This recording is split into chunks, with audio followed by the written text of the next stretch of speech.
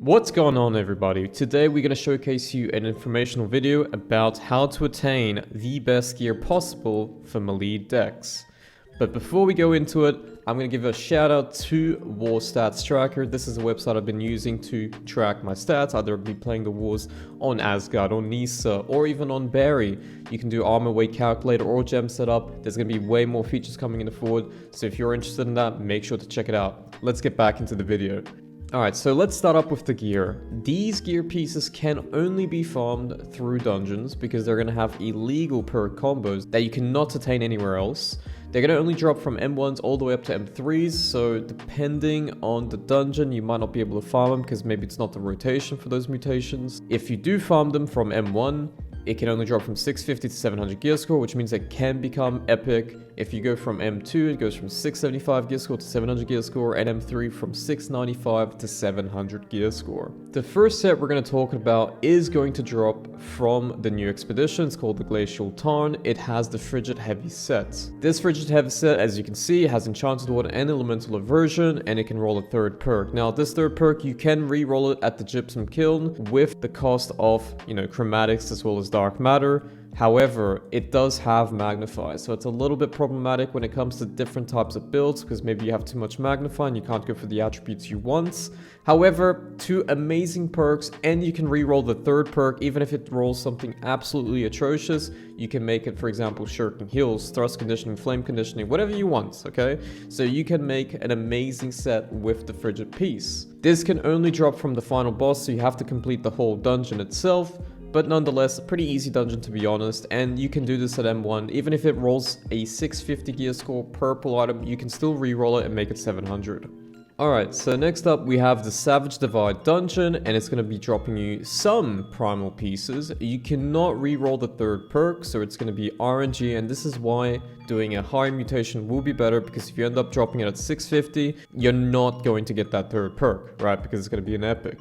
The Silverback Smasher, which is one of the elite named gorillas, as well as the first gorilla boss, will drop the heavy pieces. Whereas the Silverback Smasher gorillas, alongside the Mammoth, which is the final boss, will drop the medium pieces. However, as I mentioned before, if there is no mutation, you cannot attain these pieces from a normal dungeon. This all comes down from M1 all the way up to M3. It only drops on heavy and medium for pants as well as gloves. Heavy is locked strength, medium is locked dex, and if you want to make it easier to farm these pieces, make sure not necessarily your weight loadout, your overall weight loadout being the same type as what you're farming, but the pieces you are farming, make sure you're equipped with the exact way. So for example, if you're farming medium gloves and heavy pants, then wear heavy pants and medium gloves, and you're going to have a much higher chance of dropping it.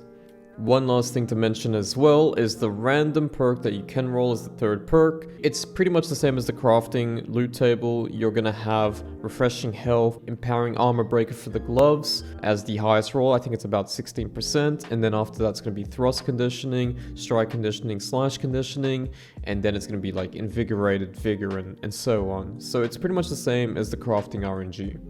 Next up, we got the devs, and they also have some amazing pieces. They call the Imbued Waxen, and these can be farmed from multiple enemies in the dungeon, as mentioned before, M1 all the way up to M3, and that's going to depend as well on the gear score, because if you drop a too low gear score, you're not going to be getting that third perk.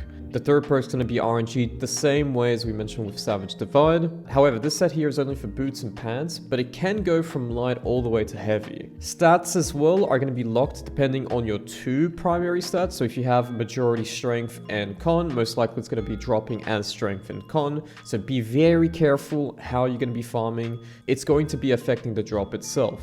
And just like the Savage Divide, you cannot roll the third perk. Glacial Tarn is the only set from these that you can re-roll it at the Gypsum Kiln. But the good thing is you don't have any magnify for both the devs and the Savage Divide, so arguably these are better if you do want Shirking Fortification and Elemental Aversion. And these three sets are the best sets you can get with the legal perk rolls such as Enchanted Water Elemental Aversion or Elemental Aversion Shirking Forts. Everything else is kind of mediocre, or you could just potentially craft it, right?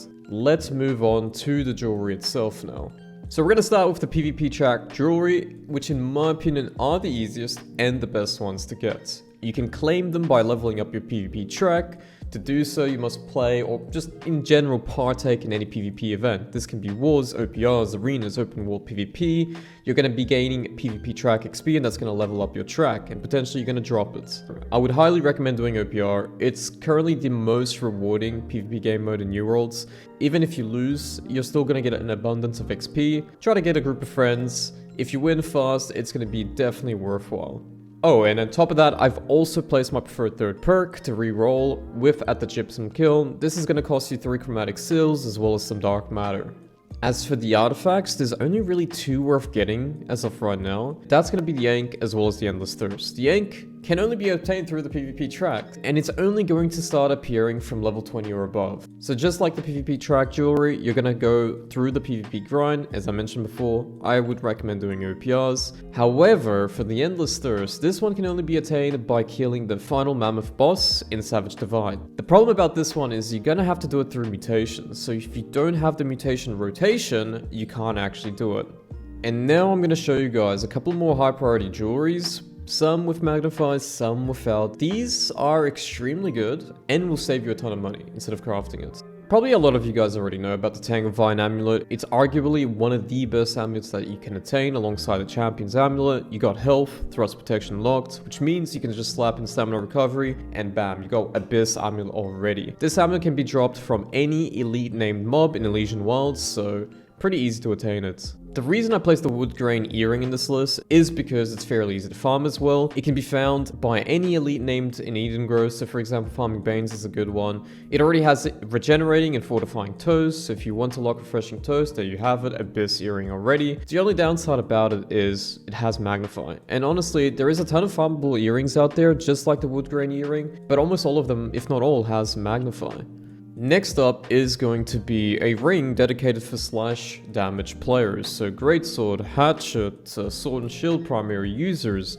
This one's for you. It's the only ring out there that has hardy and slash damage locked. There's actually nothing along that lines for spear. For example, thrust damage and hardy doesn't exist. There is one called the Soul Pollen, which has thrust damage and leeching, but I wouldn't consider leeching a best third perk anyways. Probably really good for duels and perhaps arenas to some extent, but not so much for OPRs, wars, and so on. Anyhow, we got the Privateers or the Privateers Heirloom. I'm not sure how it's actually meant to be pronounced, and it's got those 2 perks locked. An amazing one without even having the magnify issue. Just like the next area I'm going to be showcasing, it is farmable in barnacles, but you can also craft this utilizing dense barnacles materia.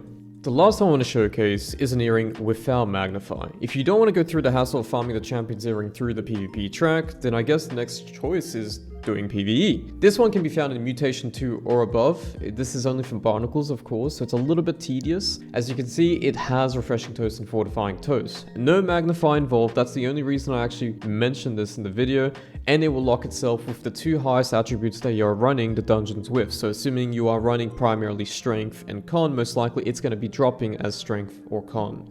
If you're interested in top PvP builds or how to put all these gears together, I would highly recommend checking my builds channel on Discord or checking out my other videos as well on the YouTube channel. Or for example, you want to purely follow a channel for raid POVs, 50v50 wars, then check out my second channel. I upload content for that particular reason. And as always guys, drop a like and subscribe if you enjoyed the content. I'll be pumping some bangers in the next couple of weeks that you definitely don't want to miss out. And yeah, that's about it. Catch you guys on the next one.